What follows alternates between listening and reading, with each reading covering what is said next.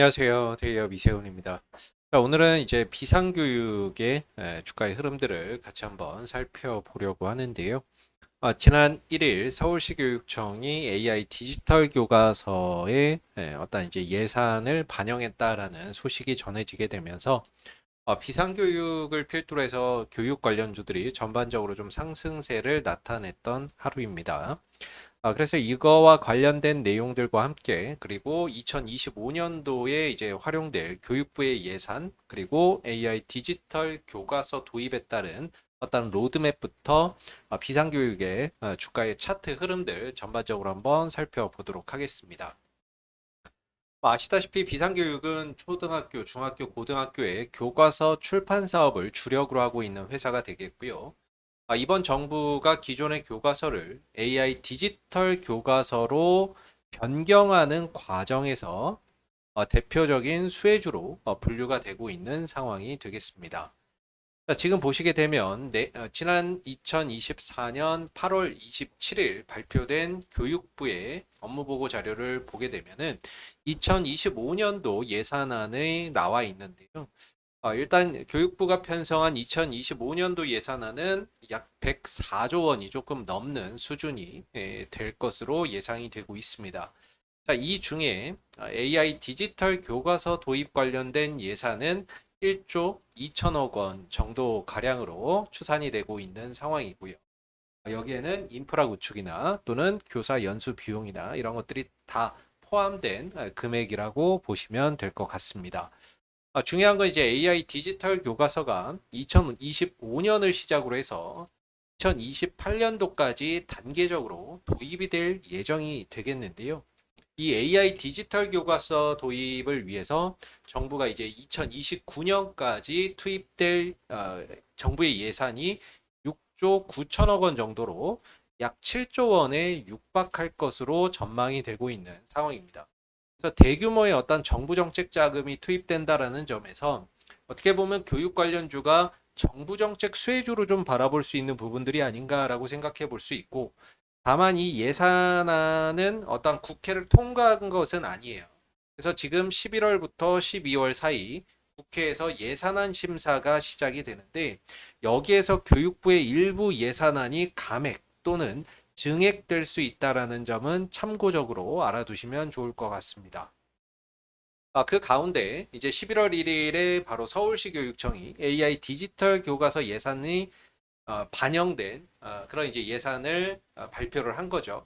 근데 당연한 거죠. 정부가 이제 AI 디지털 교과서 도입을 위해서 정책을 발표를 했고 여기에 따라서 교육부가 지금 예산을 편성을 했고 그럼 그 하위에 있는 당연히 서울시 교육청을 비롯한 전국의 어떤 교육청들이 AI 디지털 교과서 예산을 반영하는 게 맞겠죠.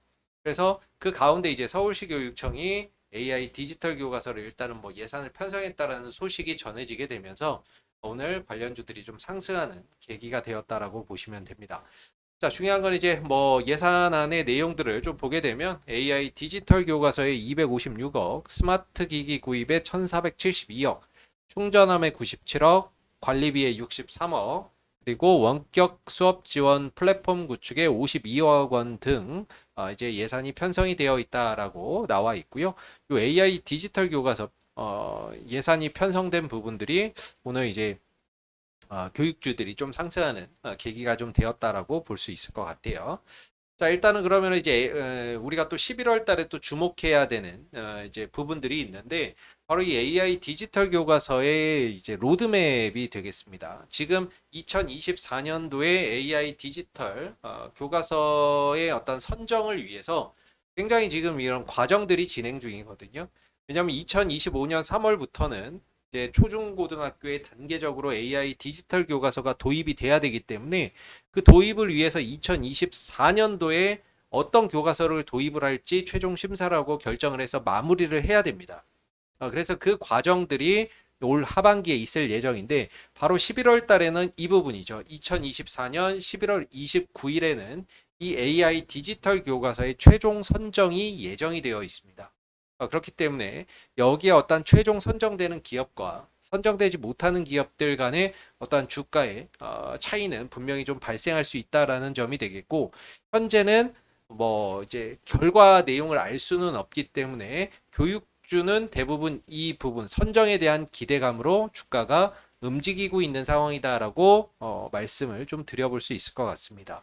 자, 중요한 건 이제 AI 디지털 교과서가 2025년 18개를 시작으로 해서 2026년에 32개, 2027년에 29개, 2028년에 17개를 해서 총 96개의 책이 AI 디지털 교과서로 변경될 예정이다라고 보시면 되겠고, 이 부분에 들어가는 예산이 6조 9천억 원 정도 소요될 예정이다라는 점만 기억해 두시면 좋을 것 같아요. 그래서 정부 정책, 교육 관련주들이 지금 정부 정책 관련 수혜로 힘 있는 모습을 좀 보여주고 있는 것이다라고 볼 수가 있고, 지금 저희가 이제 뭐 비상교육도 그렇고 YBM넷도 그렇고 여러 교육 기업들에게 전화를 해보면 사실 이번 이 디지털 교과서의 어떤 이제 심사나 이런 부분들에 컨소시엄을 구성을 해서 참여를 했는지 이런 부분들을 저희가 이제 물어봤는데, 사실 뭐 통화가 안 되는 기업들도 있었고요.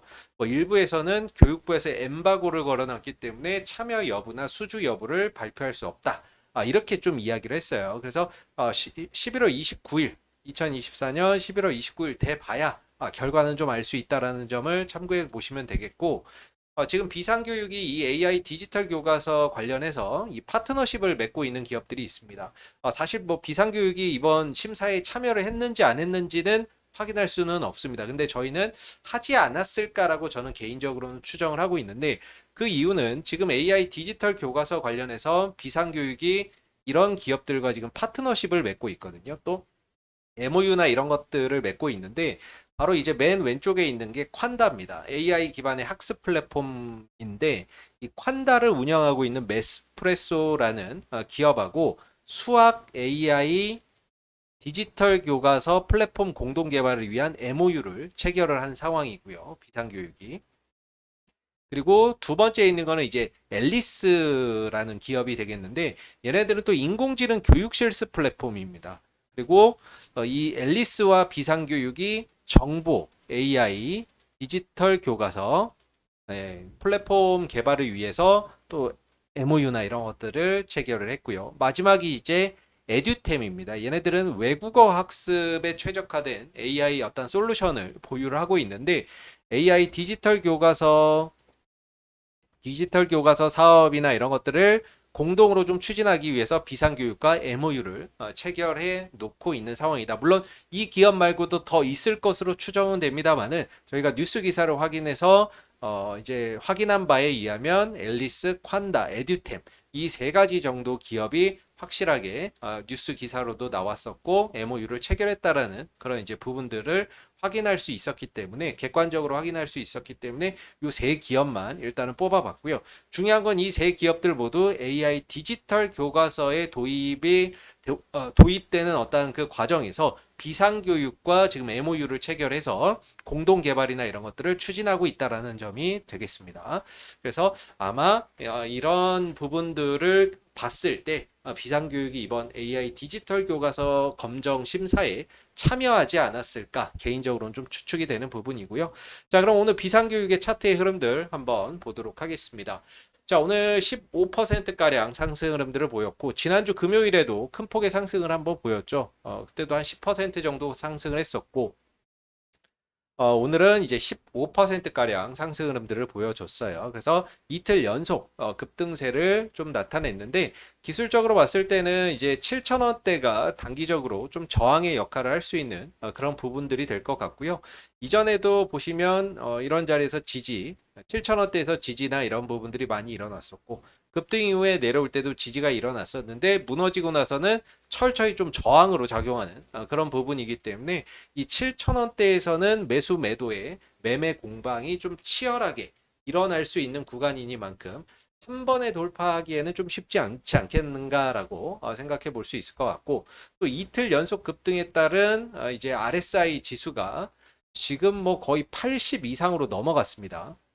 80 지금 한 7, 8, 요 정도 되는데 이렇게 되면 단기 과열권에 들어가는 상황이거든요. 그렇게 되면 단기 과열에 따른 일부 조정이 이후에 따라올 수 있다라는 점이 되겠습니다. 그래서 현 시점에서는 이제 5일선의 어떤 이제 추종, 5일선의 어떤 지지 여부를 살피면서 가는 그런 이제 매매가 좀 적합하지 않겠나라고 생각이 들고 위로는 7,000원대 어떤 돌파 여부를 확인할 필요가 있을 것 같습니다. 이 구간을 좀 돌파를 해준다면은 어떤 이제 오랫동안 이어왔었던 이 하락 추세에서 벗어나서 새로운 어떤 상승 추세로의 그런 전환이 일어나는 그런 계기가 좀 될 수 있다라는 점에서 7,000원대의 어떤 돌파 여부나 이런 것들을 잘 살펴보실 필요가 있을 것 같고요. 아래로는 5일선의 지지 여부를 좀 살펴보실 필요가 있을 듯 합니다. 자, 그리고 수급 동향을 보게 되면 오늘 비상교육의 수급에서는 조금 특징적인 게 투신 쪽에서 매수가 좀 들어오는 모습이었고 외국인 쪽에서도 지난주 금요일에 이어서 오늘도 매수가 들어오는 모습이었습니다. 자, 사실 이제 외국인들과 기관들이 들어오기에는 시가총액 규모가 상당히 좀 작은 종목입니다. 그래서 외국인들 기관들이 어떤 투자의 관점으로 들어왔다라고 판단하기보다는 어떤 이제 단타성 트레이딩 관점에서의 단기 매매로 좀 들어온 게 아닌가라고 생각이 들고 외국인들과 투신들이 또 오늘 들어왔던 또는 최근에 들어왔던 매수 물량들이 또 빠르게 이제 차익 실현에 나설 경우에는 주가의 어떤 하방 변동성이 더 크게 나타날 수 있다라는 점도 참고해 보시면 좋을 것 같습니다. 그래서 뭐 외국인들 기관들이 들어왔다라고 해서 크게 의미를 좀 둘 수 없는 게 이거 거의 단타성 매매로 들어온 것 같거든요. 그래서 이전에 뭐 꾸준히 모았던 것도 아니고 그리고 외국인 비율이나 이런 것들이 높은 종목도 아니기 때문에 큰 의미를 두기보다는 단타성 매매로 좀 보시면은 어떨까라는 생각이 듭니다. 자, 그래서 오늘 이제 비상교육에 이제 관련된 이슈들, 차트의 흐름들 같이 한번 좀 살펴봤고요. 항상 제 영상은 참고적으로만 여러분들 뭐 매매하시는데 참고적으로만 활용을 하시고 봐주시면 감사하겠습니다. 자, 오늘 영상 여기서 마무리하겠습니다. 감사합니다.